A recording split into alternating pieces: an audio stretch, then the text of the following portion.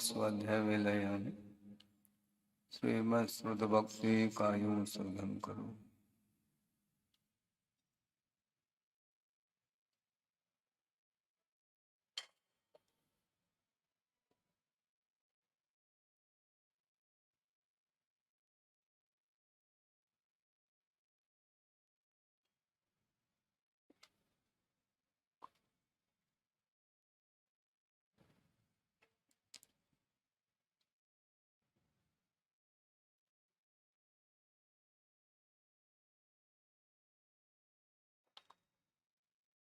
ओकारं बिंदु संयुक्तं नित्यं ध्यायन्ति योगिनः कामदं मोक्षदं चैव ओंकाराय नमो नमः।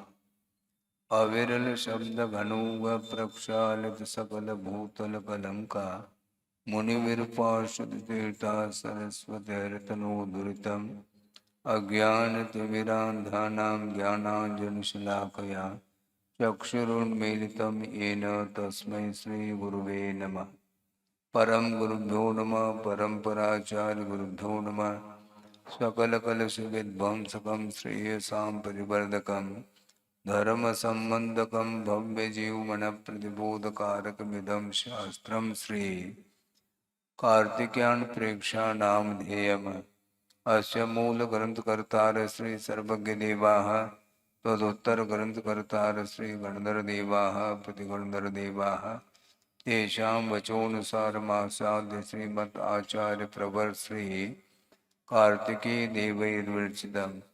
मंगलम भगवान वीरो मंगलम गौतमो वने मंगलम कुंदकुंदाद्यो जैन धर्मोस्तु मंगलम सर्वमंगलमांगल्यम सर्वकल्याणकारकं प्रधानम सर्वधर्माणां जैनम जैति शासनम।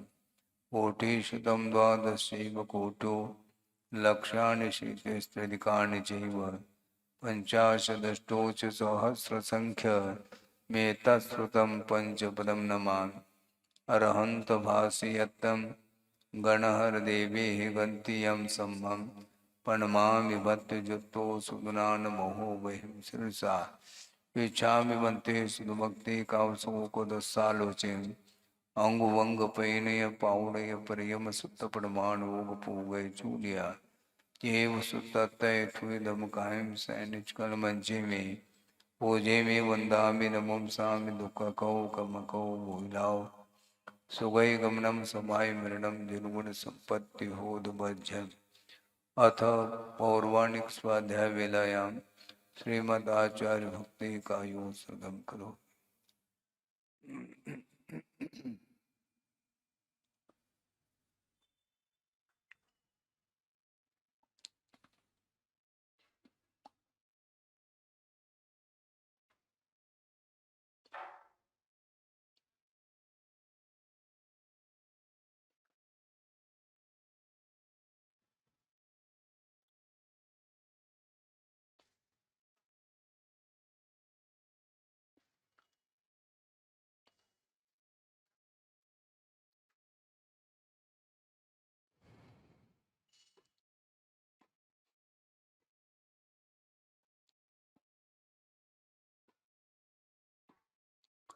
श्रुतजलधिपारगेभ्य स्वपर्मत विभावना पटुमतिभ्य सुचरितपूर्णदेभ्यो नमो गुरुभ्यो गुणगुरुभ्य।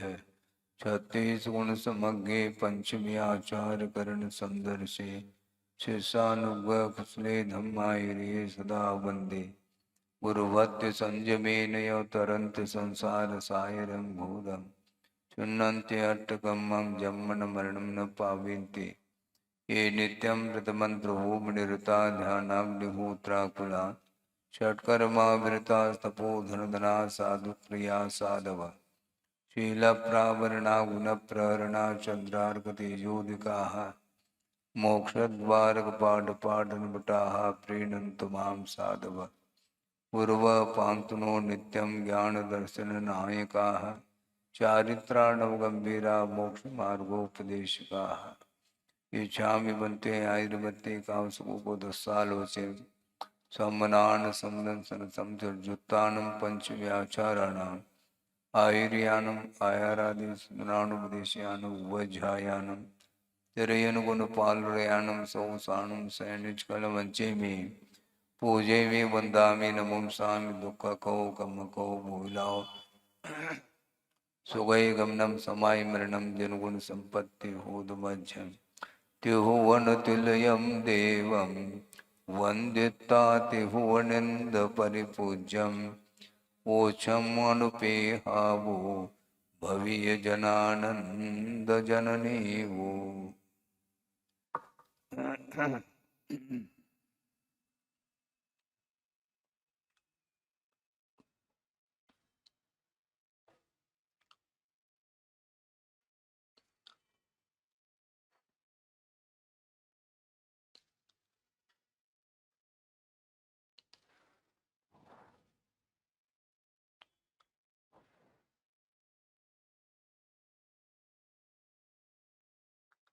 आत्मा के साथ शरीर का जो संबंध हुआ है वह अनंतकालीन संबंध है।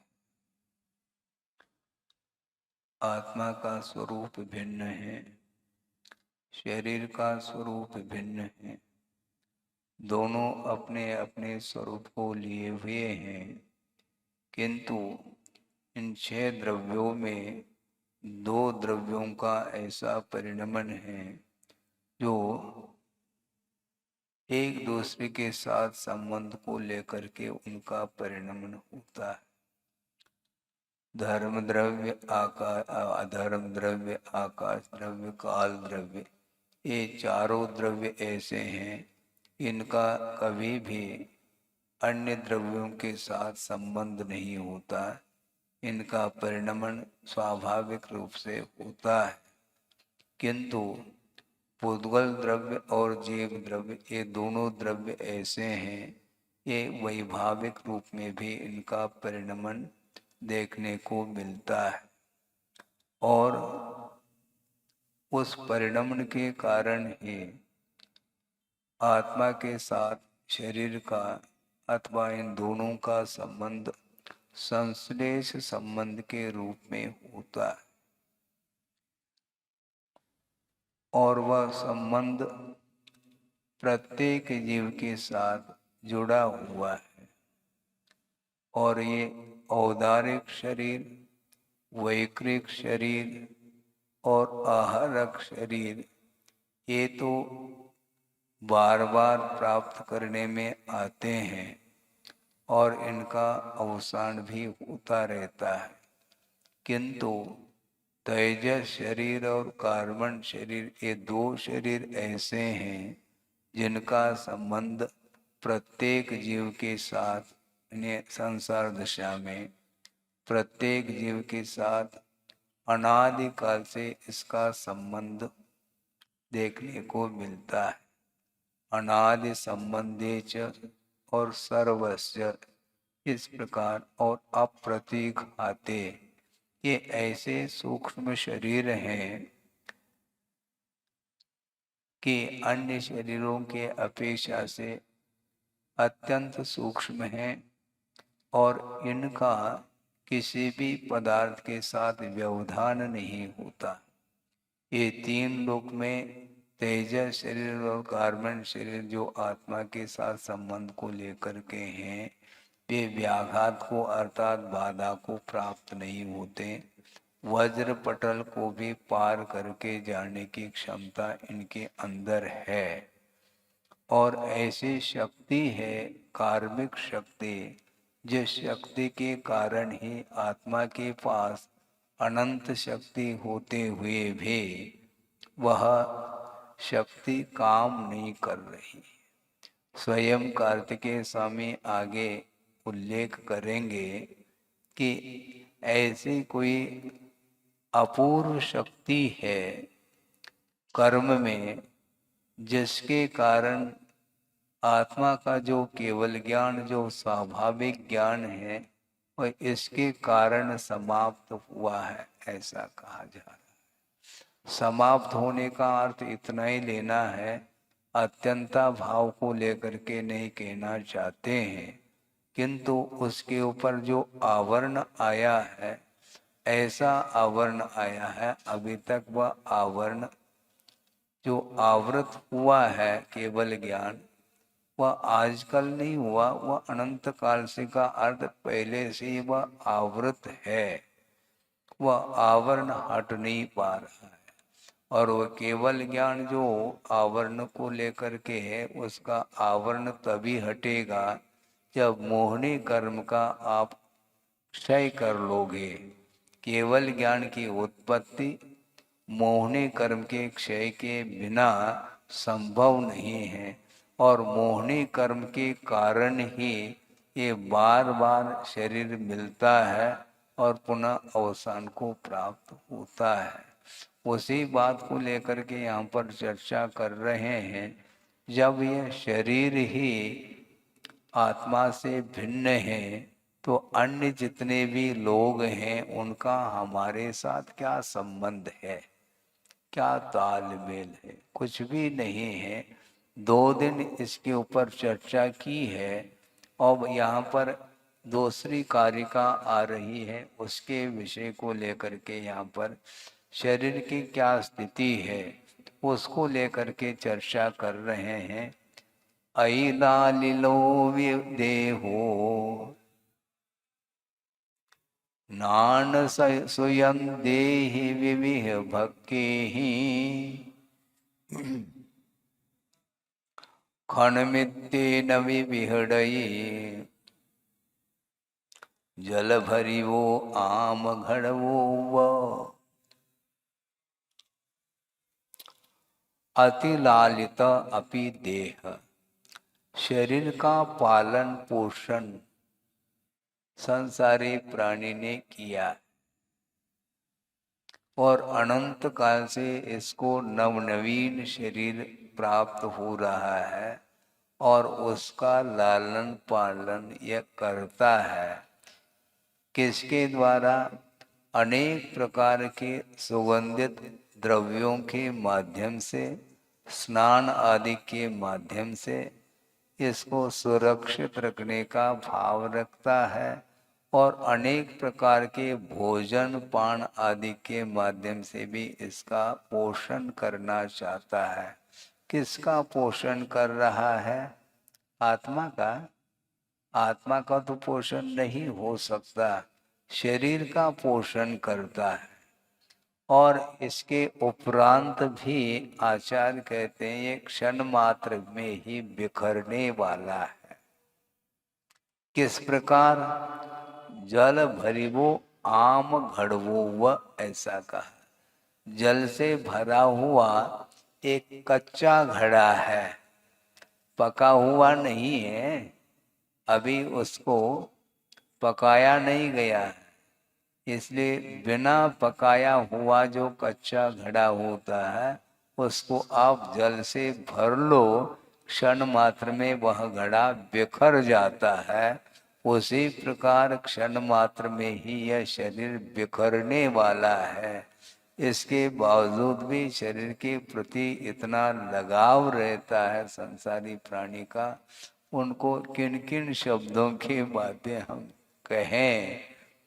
वर्णन करने वाले आचार्य वर्णन कर रहे हैं, इसके बावजूद भी स्वभाव की ओर दृष्टि संसारी प्राणी की नहीं जाती है। कब जाएगी? बार बार वह प्रतिदिन वही समय आता है। सुबह 8:30 बजे आप लोग निवेदन करने के लिए आते हैं कि महाराज स्वाध्याय का समय हो गया है, और ये स्वाध्याय का क्रम निरंतर चलता रहेगा। पता नहीं कब तक चलता रहेगा। शरीर समाप्त हो जाता है, दूसरा शरीर मिल जाता है, पुनः वापस वही इसका क्रम चालू हो जाता है।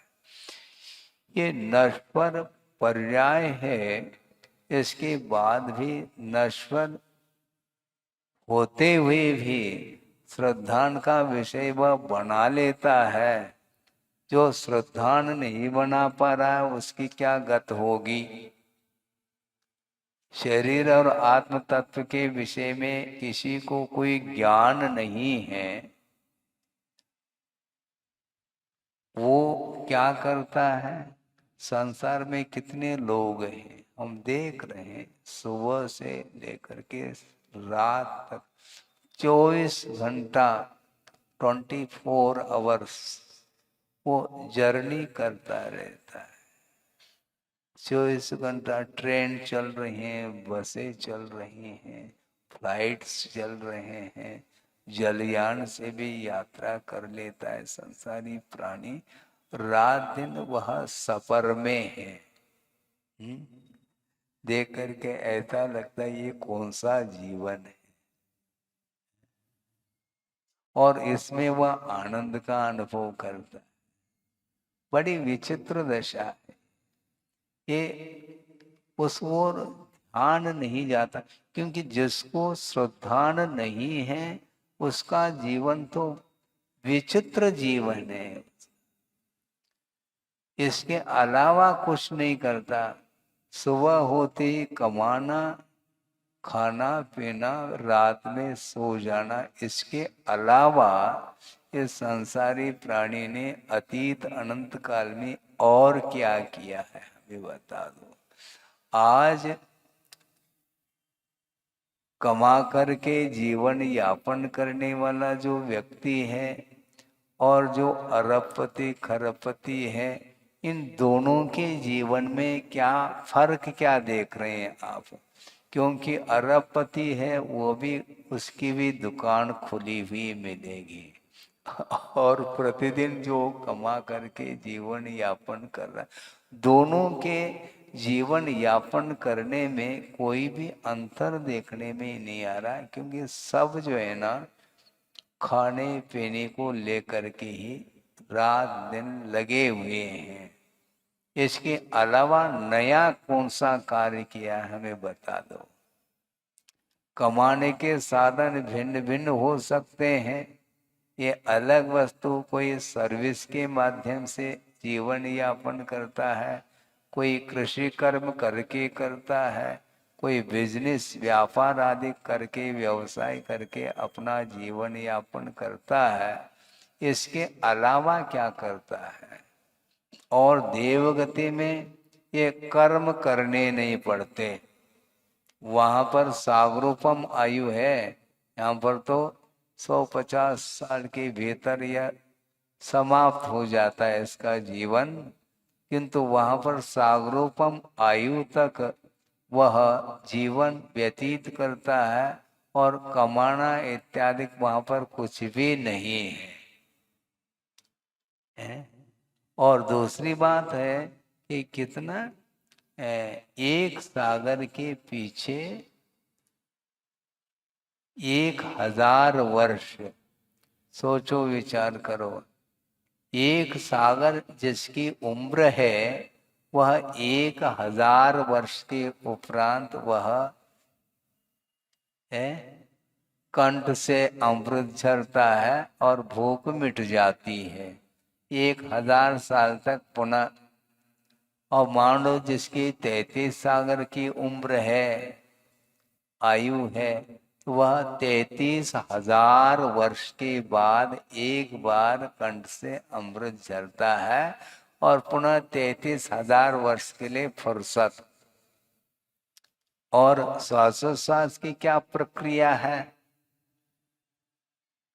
एक पक्ष के उपरांत, एक सागर की उम्र है तो एक पक्ष के बाद एक बार श्वासोश्वास को लेता है, और 33 सागर की उम्र है तो 33 पक्ष का अर्थ कितने, कितना, साढ़े, हाँ 16.5 महीने, तो हाँ 1.5 साल हो गया है। 1.5 साल, 16.5 महीने ठीक ही तो है। 12 महीने का एक वर्ष होता है, और 12 और 4 16, 1.5 के अंदर ही है। ठीक है, तो इतने 33 पक्ष के बाद एक बार श्वासोश्वास की प्रक्रिया चलती है। मतलब कितनी निश्चिंतता होती होगी, है? इसके बाद भी शरीर के प्रति जो ममत्व भाव है वह छूटता नहीं है। सोचो, विचार करो। और आप लोगों को प्रतिदिन खाना एक बार नहीं, दो बार नहीं, तीन बार भी हो सकता है, बीच में पता नहीं कितने बार पानी, कितने बार नाश्ता, आदि आदि, जिसका हिसाब नहीं। इसके बावजूद भी वह देवों का शरीर भी वह वैकृत शरीर है, ये अलग वस्तु। अकाल मरण नहीं होगा, ये अलग वस्तु, किंतु अवसान तो होगा। जिस प्रकार औदारिक शरीर अन्य बाधाओं से अकाल में भी अवसान को प्राप्त हो जाता है, मरण को प्राप्त होता है संसारी प्राणी, किंतु उनका अकाल मरण नहीं होते हुए भी उम्र समाप्त होते एक समय के लिए भी वहां पर रहेगा नहीं, नीचे आना पड़ेगा। तो ऐसी स्थिति में शरीर का जब अवसान होना ही है, ये शाश्वत नहीं है, इसके उपरांत भी संसारी प्राणी इसके लालन पालन पोषण में लगा हुआ है। क्या करोगे आप? और शरीर के प्रति मोह ममत्व भाव होने के कारण ही इसके संपोषण के लिए वह रात दिन मेहनत कर रहा है। उसके बाद क्या कर लोगे मेहनत करके? है? अंत होना है क्या? नहीं, मरा तो होना तो है, फिर तो क्यों लगा रहे हो? जब शरीर ही मिटने वाला है, फिर ये मेरा परिवार है, बंधुजन है, इस प्रकार उनके साथ ममत्व, और ये सब क्या है? ये समझने के उपरांत भी इसकी वृत्ति सुधरती नहीं है। कौन सुधार सकते हैं? आत्मज्ञान जब तक नहीं होगा, वस्तु का स्वरूप का बोध जब तक नहीं होगा, तब तक यही दशा इसकी रहेगी। और बार बार इन अन्यान्य वस्तुओं के पीछे वह लगा रहता है, और न जाने कौन कौन से अनर्थ भी कर लेता है इसी शरीर के पीछे, धन वैभव आदि के पीछे। और धन वैभव के प्रति ममत्व भाव भी जो होता है वह शरीर है, इसलिए शरीर के लिए ही सब कुछ वह अन्य वस्तुओं के साथ संबंध रखता है।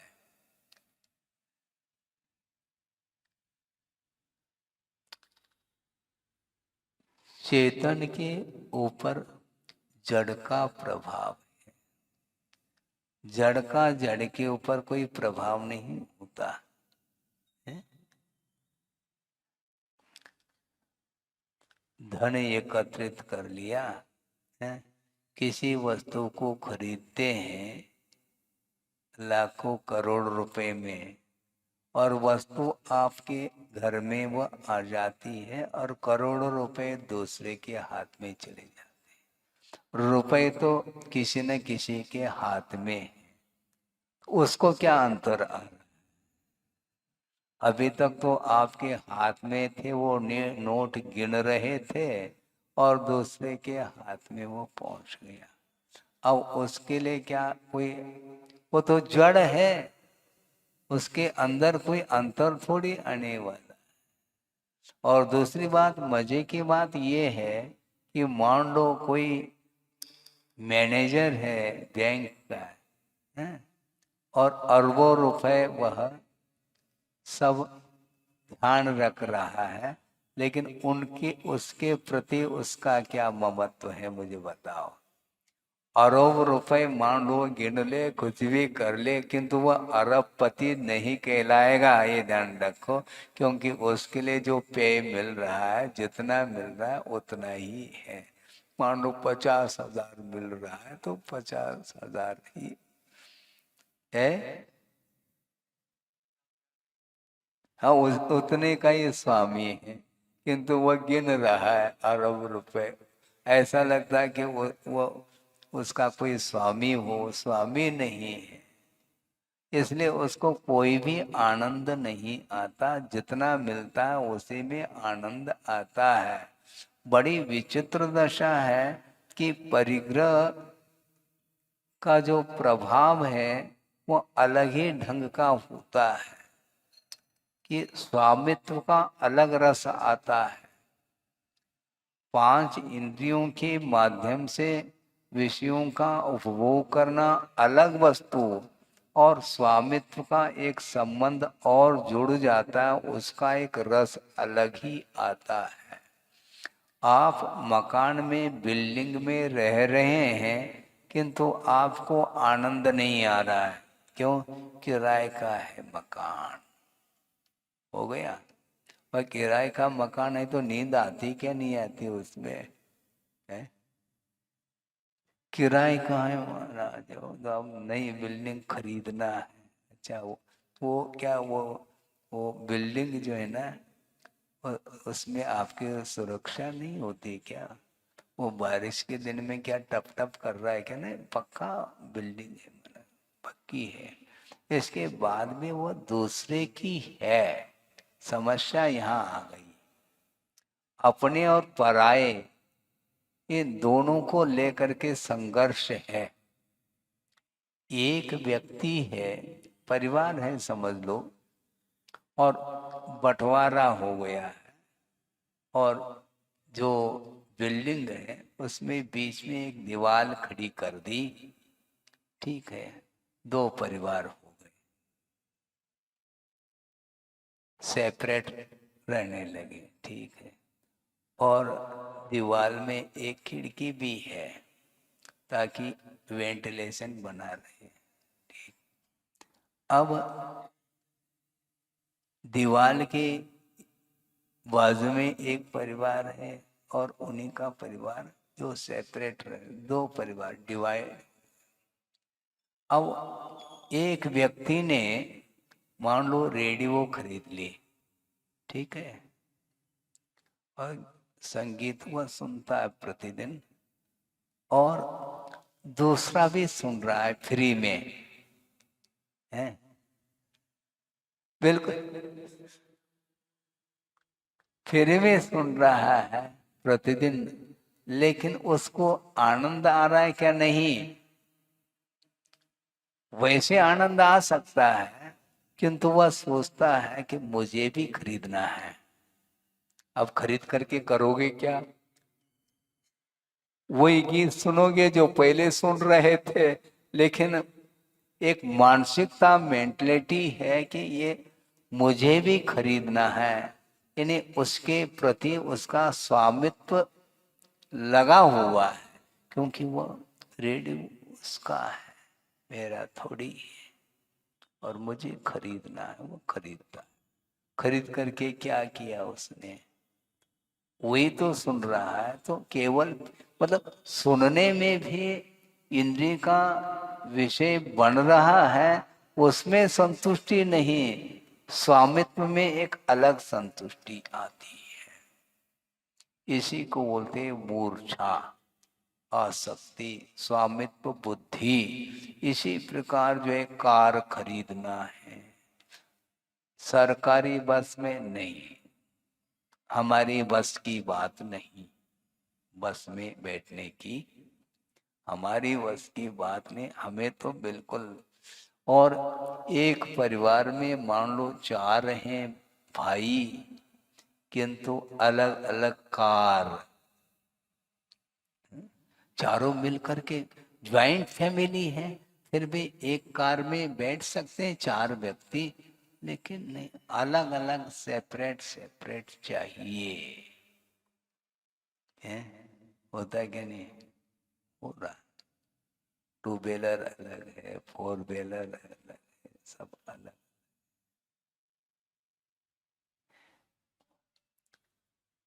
श्रद्धान भी है कि यह वस्तु पर है, लेकिन कार को खड़ा कर देता है आंगन में, और चाबी कार पर है क्या नहीं है? ये शरीर ही जब पर है तो कार तुम्हारी कैसे हो सकती है? लेकिन बिना कार के वह जीना नहीं चाहता। बिना कार के जीवन बेकार बोलता है। कार के बिना जीवन बेकार है, इसलिए कार खरीदता है। क्योंकि पड़ोस ने खरीद लिया है, इसलिए हमारे लिए चाहिए। और जब तक वह नहीं खरीदता तब तक शांति है। मतलब एक प्रकार से एक दूसरे को देख करके एक ईर्ष्या का भाव आ जाता है। हम कम थोड़ी, हमारा भी तो अस्तित्व है। अरे तुम्हारा अस्तित्व मिट रहा है क्या? कार का अस्तित्व मिट सकता है, शरीर का अस्तित्व मिट सकता है, आत्मा अविनश्वर है, जीव अविनश्वर है, किंतु उस ओर ध्यान जाता ही नहीं।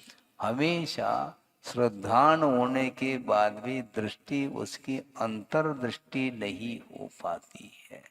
और अंतर्दृष्टि के अभाव में सब कुछ जो है बेकार है, ये कहा जा रहा है। अच्छे अच्छे सुगंधित वस्तुओं का इस्तेमाल कर लो, अच्छे अच्छे पौष्टिक वस्तुओं का सेवन करो, इसके बाद भी यह औदारिक तन है। इसका उपयोग मोक्ष मार्ग में कर लो तो ठीक है, नहीं है तो ये तो जाने वाला है और तुम्हें बता करके नहीं जाएगा, वो अवसान होगा है। और एक क्षण नहीं हुआ, अवसान हुआ और उसमें जीवोत्पत्ति होना प्रारंभ हो जाती है। जल्दी से बाहर निकालो, ये परिवार वाले बोलते हैं। अभी तक तो उसके प्रति स्नेह था, राग था, अब राग क्यों नहीं? सोचो। यस्यास्ति नैक्यम वपुषापि सार्धम तस्यास्ति किम पुत्र कलत्र मित्रई। ये पंक्ति आती है सामायिक पाठ में।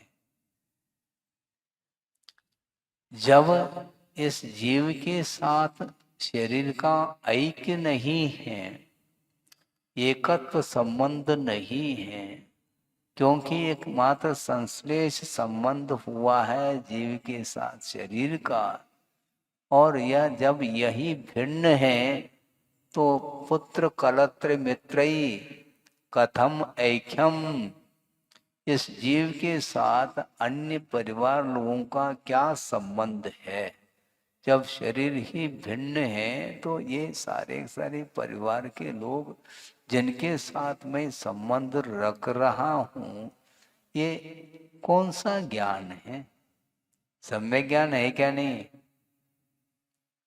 है?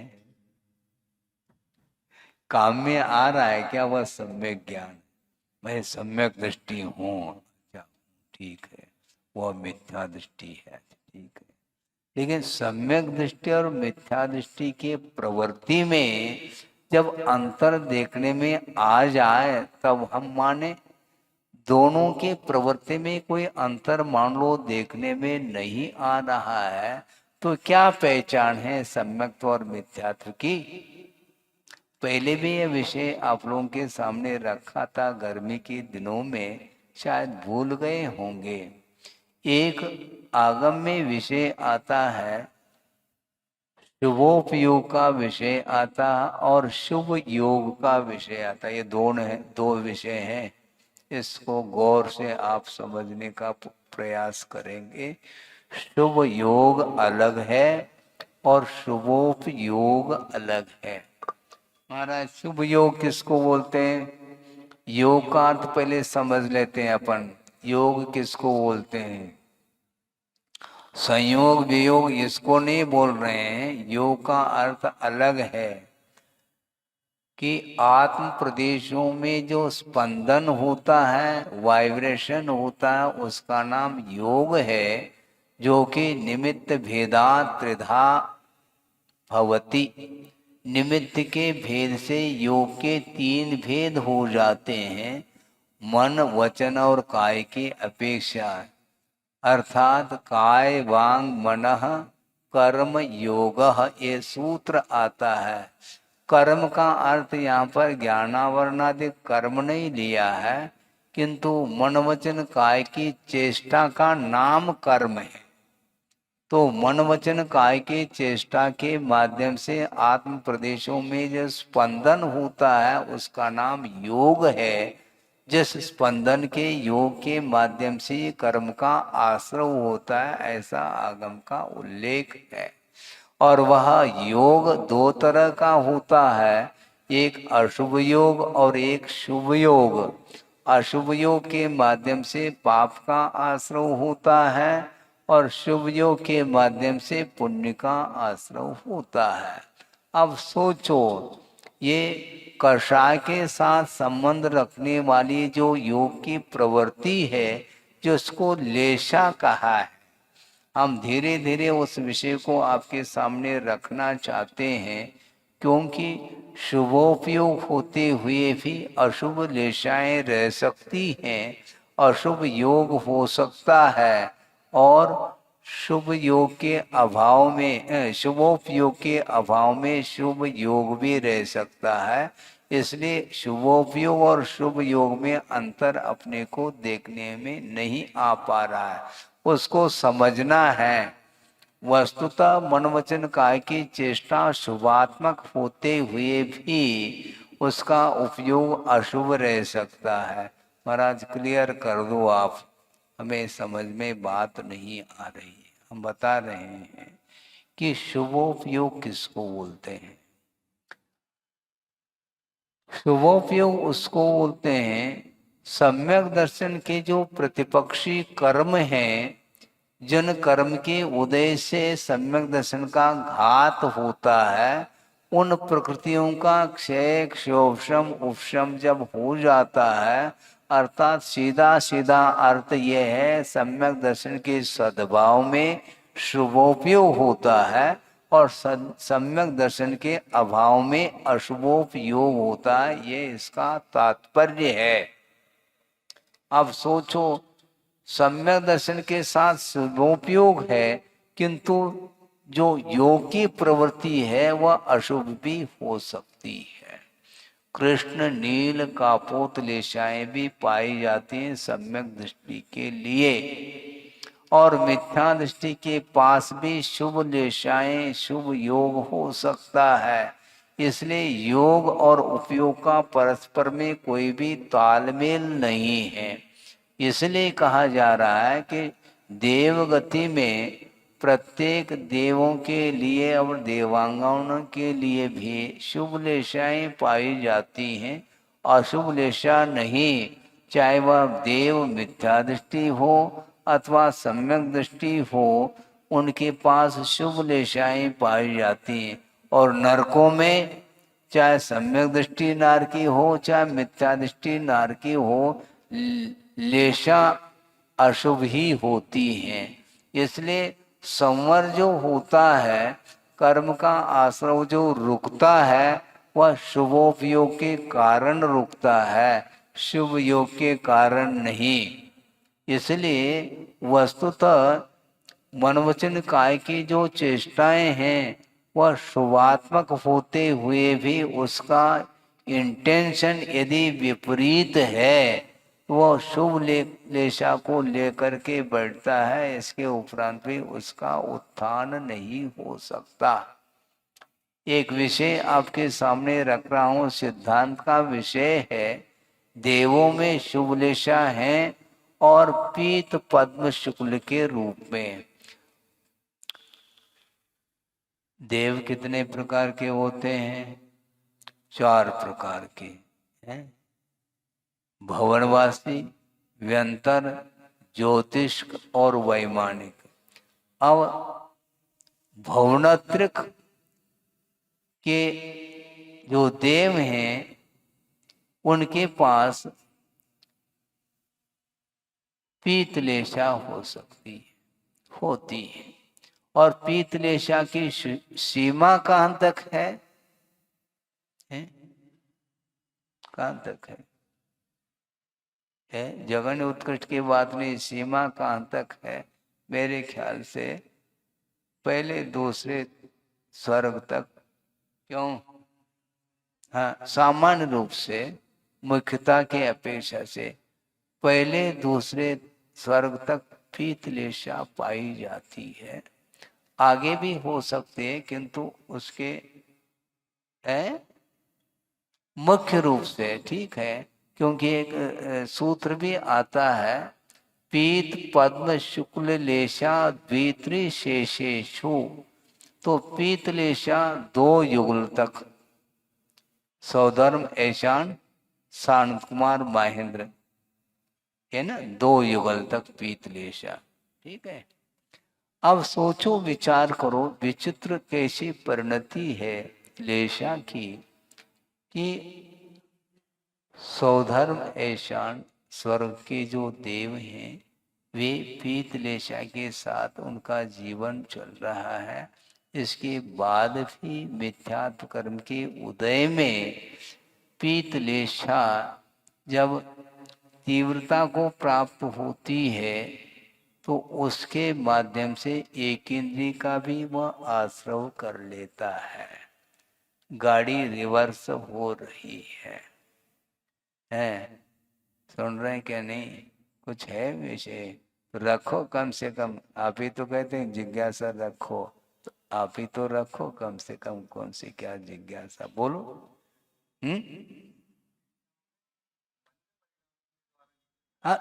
मंद का ऐसा नहीं, आप समझो लेशा की तीव्रता ही नीचे की ओर ले जाती है। हाँ, तीव्र तीव्रतर तीव्रतम, मंद मंदतर मंदतम। हाँ, जैसे समझने के लिए सप्तम पृथ्वी में कृष्णतम लेशा है, ठीक है, किंतु वह नार के सम्यक दर्शन के सम्मुख जब जाता है उस समय उस तीव्रतम लेशा नहीं रहती, किंतु वह लेशा डाउन हो जाती है। आप ये समझ रहे हैं कि तीव्रतम का अर्थ उत्कृष्ट पीतलेशा, ऐसा नहीं है। ऐसा नहीं आता, आप समझो। क्योंकि कषाय की तीव्रता और कषाय की मंदता, इन दोनों के माध्यम से ही आश्रम में विशेषता आती है। क्योंकि तीव्र मंद ज्ञाता ज्ञात भावाधिकरण वीर विशेष तद विशेष, यानी उन आश्रम में विशेषता जो आ रही है वह तीव्र मंद परिणाम के माध्यम से आ रही है। तीव्रता के माध्यम से स्थिति अनुभाग अधिक को लेकर के पड़ता है और मंद परिणाम के माध्यम से स्थिति अनुभाग घटता चला जाता है। तो मैं ये कह रहा था कि पीतलेशा देवों में है और उस तीव्र पीतलेशा के कारण वह मिथ्या दृष्टि जो वैमानिक देव है वह तिर्यंच आयु के बंद के साथ, तिर्यंच गति के बंद के साथ वह एक इंद्रिय का बंद कर रहा है। सोचो विचार करो, योग कौन सा है? शुभ है। क्योंकि पीत पद्म शुक्ल लेशा, इन तीनों लेशा के साथ योग जो होता है वह शुभ होता है। और कृष्ण नील कापोत लेशा के साथ लेशा योग अशुभ हुआ करता है। तो शुभ पुण्य से अशुभ पाप से एक सामान्य कथन है, किंतु वहां पर शुभ योग होते हुए भी उसमें कषाय के अपेक्षा तीव्रता आई है, इसलिए वह योग अशुभ की ओर जा रहा है। गाड़ी रिवर्स है। अभी अशुभ योग हुआ नहीं, किंतु उपयोग उसका अशुभ है और मिथ्यात्व कर्म के उदय में वह जो तीव्र लेशा हो रही है पीतलेशा, उसके कारण वह एक इंद्रिय का बंद कर रहा है। सोचो विचार करो। और एक सम्यक दृष्टि है और मान लो वह कृष्ण लेशा में आ गया, तब भी वह अनंतान मंदी के साथ जो आश्रव होता था वह आश्रव नहीं होगा, क्योंकि अनंतान मंदी क्रोध मान माया लोभ और मिथ्यात्व की तीन प्रकृतियों का क्षय क्षोभशम हुआ है अथवा उपशम हुआ है। फल स्वरूप लेशा भले ही अशुभ रह आवे, किंतु उपयोग उसका शुभ होने के कारण उन सात प्रकृतियों का संवर हो रहा है, ये सिद्धांत है। इसलिए वस्तुतः जो व्यक्ति शांत बैठा है ऐसा देखने में आता है, क्योंकि उसकी प्रकृति, उसकी जो प्रवृत्ति है, उसकी जो चेष्टाएं हैं वह शुभात्मक देखने को मिल रही है, किंतु उसकी भीतर की जो परिणति, उसका जो लक्ष्य है वह भिन्न है। इसलिए वो भगवान के समान दिख रहे हैं। भगवान कह दो ना फिर, क्योंकि बिल्कुल चेष्टाएं, वो बहुत शांत बैठते हैं। ये ध्यान रखो कि शांत जो बैठता है वह हमेशा सम्यक दृष्टि होता है, ऐसा नहीं लेना। क्योंकि स्वभाव मार्दवंच, स्वभाव से जो मृदुता रखता है वह भी मनुष्य का बंध कर सकता है। इसलिए कषाय की मंदता मात्र होना पर्याप्त नहीं है, क्योंकि भीतर की जो इच्छाएं हैं वह अलग ही क्वालिटी की होती रहती है। इसलिए भीतर की जो परिणति है, कषाय की परिणति, उसको पकड़ना बहुत कठिन है। वह मंद परिणाम इसलिए कर रहा है क्योंकि उसके माध्यम से वह कुछ अच्छी क्वालिटी की सामग्री एकत्रित करना चाह रहा है। वह पुण्य का बंद करना चाह रहा है, क्योंकि पुण्य के उदय में जो सामग्री मिलती है वह पाप कर्म के उदय में वह भोग्य सामग्री नहीं मिल सकती। इस विश्वास के साथ उसने कषाय को बंद किया है, इसलिए वह ऊपर जा रहा है। किंतु ये ध्यान रखो, कषाय की जब तीव्रता आती है तो उसका शुभ लेशा के साथ भी पतन देखा गया है, और वह देव एक इंद्रिय हो रहा है। बंधुओं सोचो विचार करो, वहां पर क्या मार काट है? क्या कोई मार काट वहां पर नहीं है, लेकिन नहीं होते हुए भी जो आसक्ति है वह आसक्ति उसको परेशान कर रही है। ये लोभ का तासिर है। कोई क्रोध करता है तो व्यक्ति बोल देता, महाराज जी कितने कषाय करते हैं। अच्छा, लोभ को कषाय नहीं मानते हैं आप? हैं? लोभ को कषाय नहीं मानते हैं क्या? बल्कि क्रोध जो करता है वह उतना घातक नहीं है। इसका अर्थ में क्रोध का समर्थन कर रहा हूं ऐसा नहीं, किंतु जो क्रोध बिल्कुल नहीं कर रहा है, किंतु वह महान कषाई सिद्ध हो सकता है। क्योंकि क्रोध करेंगे दुकान नहीं चलेगी, ग्राहक लौटेंगे। तो अब क्या करें? ग्राहक को पटाना है, लौटाना नहीं। उसको पटाना है तो भैया क्रोध मत करो, हाँ, क्रोध को पी जाओ, हाँ, मान सम्मान को भी पी जाओ, हमें कोई आवश्यकता नहीं, मान से पेट थोड़ी भरने वाला है। और वह छोटा भी लड़का आता है तो दद्दा बोलता है, वो क्यों? लौट ना जाए। ये लोभ वृत्ति है, लोभ की तासीर है। वह देखने में तो वह कषाय कर रहा है ये मालूम नहीं पड़ेगा, क्योंकि व्यवहार में क्रोध को ही प्रमुखता दी गई है। किंतु लोभ जो है ना पाप का बाप है, ऐसा कहा है? क्रोध नहीं है इसलिए आपको निष्कषाय बोल दे, संभव नहीं है।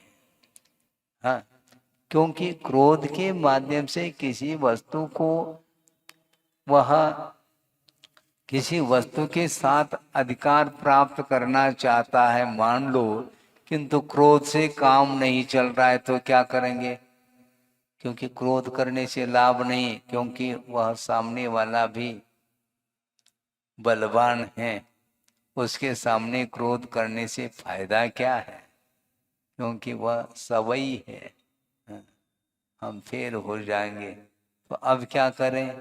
क्रोध नहीं करना, अब षड्यंत्र। हाँ, एक यंत्र से काम नहीं चलेगा, षड्यंत्र है।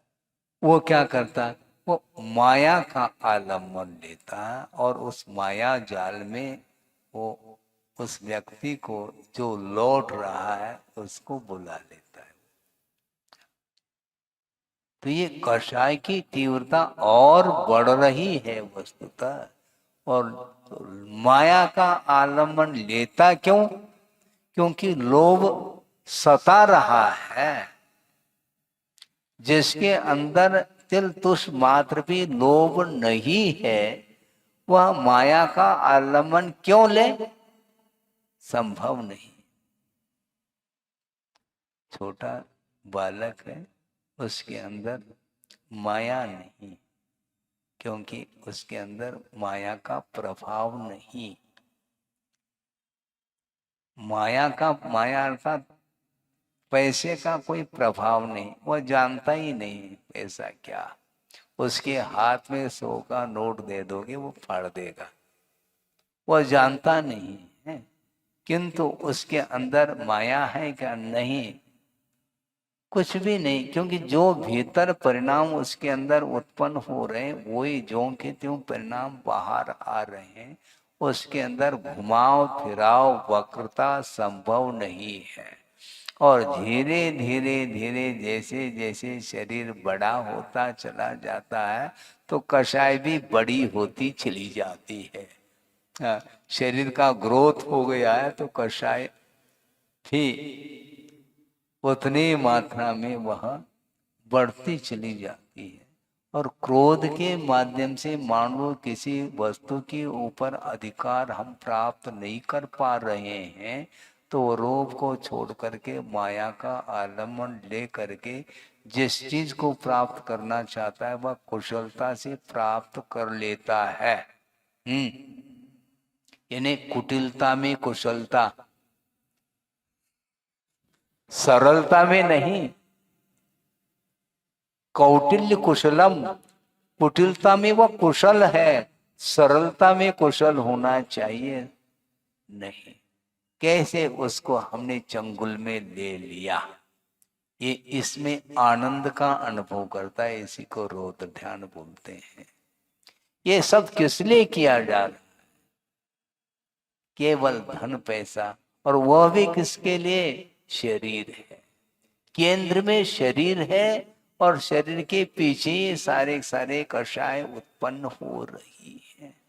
और वह कषाय की तीव्रता के कारण वह एक इंद्रिय का बंद कर रहा है और वह एक देव पर्याय को प्राप्त हो करके भी उसका इस ढंग से पतन हो रहा है।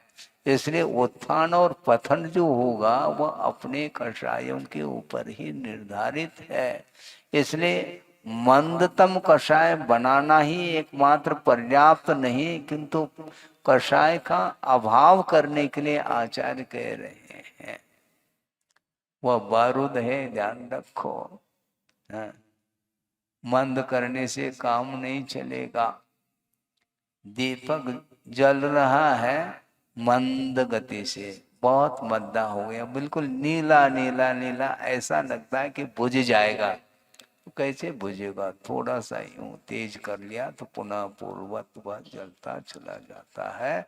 उसी प्रकार संसारी प्राणी किसी न किसी प्रयोजन को लेकर के, उद्देश्य को लेकर के कषाय को मंद तो करता है, किंतु कषाय को क्षय नहीं कर पा रहा है। और जब तक कषाय का क्षय क्षोभ्रम उपशम आदि नहीं होगा तब तक आश्रव रुकने वाला नहीं है। इसलिए शरीर नश्वर होते हुए भी उसके पालन पोषण करने के लिए ये सब षड्यंत्र रच रहा है। बल्कि गुरुदेव ने ये कहा था, सबसे अधिक मात्रा में हिंसा यदि होती है किससे होती है बोलो?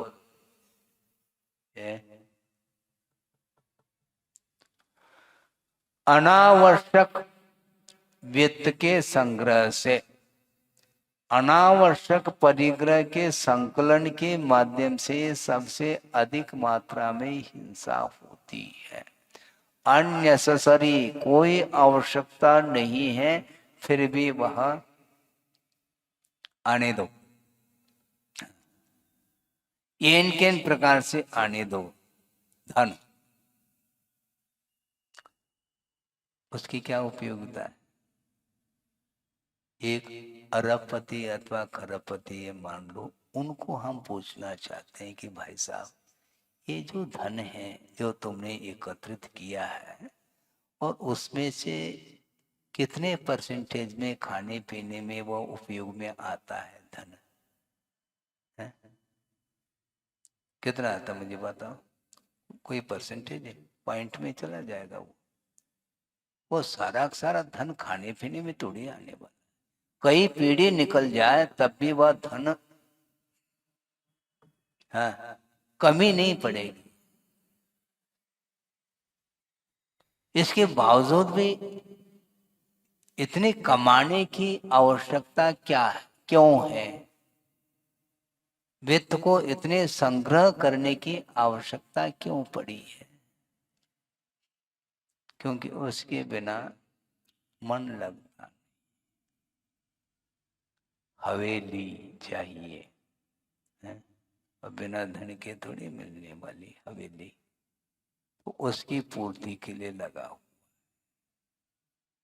वह स्वयं सोता। कितने जगह कितनी चाहिए उसको सोने के लिए? 4-5 फीट जगह बस। ठंड में उतने भी जगह नहीं, सिकुड़ के सोता है वो। ये गर्मी में पैर पसार लेता है और पूछ के मैंने तो बिल्कुल पैर सिकुड़ करके सो लेता है। लेकिन वह 10 खंड का चाहिए, बड़ी हवेली चाहिए उसको, और करोड़ रुपए उसमें व्यय कर देता है जिसकी कोई भी आवश्यकता नहीं है। और मान लो पहले नींद नहीं आती थी, अब हवेली बन गई तो नींद आने लगी। लेकिन इसके टक्कर का नहीं, इससे और 21 है। कोई भी मान लो इस प्रकार का इमारत बन जाए हवेली तो फिर नींद फिर नहीं आती है। तो इससे स्पष्ट है ये केवल मानसिक भूख है इसकी। शारीरिक जो तन की जो भूख है वह तनकसी है, हाँ, और मन की भूख तो कोई उसका अंत नहीं है और उसके पीछे लगा हुआ है। और इस प्रकार अनावश्यक वित्त के संग्रह में जो पाप का अर्जन हुआ है वह कब धुलेगा? महाराज आप आशीर्वाद दे दो तो धुल जाएगा, ऐसा थोड़ी धुलने वाला, ध्यान रखो। आशीर्वाद से धुल जाए फिर कहना ही क्या है? नहीं धुलने वाला। क्योंकि अन्याय अत्याचार अनीति इसके आश्रय से जो वित्त का संग्रह हुआ है वह कभी भी वह पाप धुलने वाला नहीं है। इसलिए उतना ही वित्त का संग्रह करना चाहिए जो अपने लिए उपयोगी हो। और मान लो कोई व्यापार आप कर रहे हैं, उसमें सहजता से मान लो आमदनी हो भी रही है तो भी परसेंटेज के रूप में आप यदि पाप को धोना चाहो तो उसको धार्मिक क्षेत्र में उसका सदुपयोग करते हैं तो निश्चित रूप से वह पाप धुल सकता है। और आचार्य ये कहना चाहते हैं कि पाप करके धोने की अपेक्षा उतना ही कर लेना चाहिए जिसके माध्यम से हमारा जीवन उन्नत बन सके। इस प्रकार ये अनुप्रेक्षा निरंतर गाथाओं के माध्यम से चल रही है कि आम घड़वो व अनेक कच्चे घड़े के समान यह शरीर क्षण भर में विलय को प्राप्त होता है। जिसके पालन पोषण करने के लिए रात दिन श्रम कर रहा है और श्रम करके वह दिन भर श्रम करता है, रात में सो जाता है, थक जाता है तो सोना, फिर बाद में जाग करके पुनः वही करना। इस प्रकार ये निरंतर यह संसार की परंपरा चल रही है। इसको समाप्त करने के लिए कोई भी उपाय नहीं। जब तक शरीर के प्रति और अन्य वस्तुओं के प्रति जब तक लगाव रहेगा, ममत्व भाव बना रहेगा, तो उसके माध्यम से कर्म का आश्रव होता है। कर्म का आश्रव होता है तो समय पा करके वो उदय में आकर के आपको वह दुखी बनाता है, बल्कि वह दुखी नहीं बना रहा है। उसमें जो प्रकृति पड़ी है अपने परिणामों के माध्यम से उसमें दुख देने की प्रकृति आई है। कर्म वर्गनाएं कर्म के रूप में परिणत होती हैं, वो अपने परिणामों के माध्यम से उसमें इस प्रकार का स्वभाव आया है। अपने भाव है, क्योंकि भावाश्रव के बिना द्रव्याश्रव संभव नहीं है। इसलिए निरंतर बिना प्रयोजन के संसारी प्राणी हर्ष विषाद राग द्वेष कालुष्य परिणाम करता ही चला जाता है। बल्कि सोचो कि ये जो कथाएं होती हैं, कथाएं नहीं वो व्यक्ताएं मानी जाती हैं। कौन सी? आहार कथा शुरू हो गई। आहार कथा, स्त्री कथा, अपने राज कथा, चोर कथा, ये कथाएं ये व्यक्ताएं मानी जाती हैं। ये सतकथा नहीं।